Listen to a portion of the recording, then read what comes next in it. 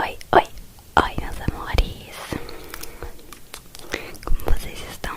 Eu espero que vocês estejam todos muito bem. Bom, gente,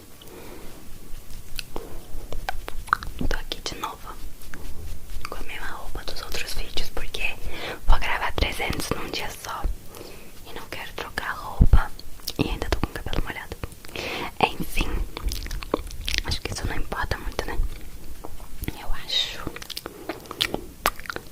Bom, gente, eu vim avisar pra vocês, claro, que eu ainda tô fazendo ASMR personalizado. Então quem quiser é só me chamar no meu Instagram, que o link está aqui na descrição do vídeo, tá?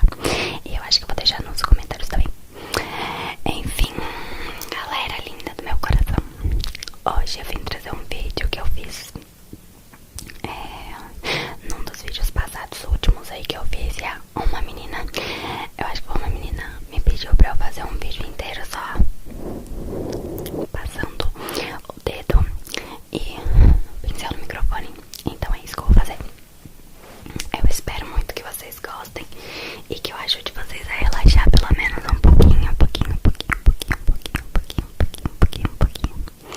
Então vamos ao vídeo, gente. Não vou fazer gatilho visual dessa vez, vai ser só auditivo.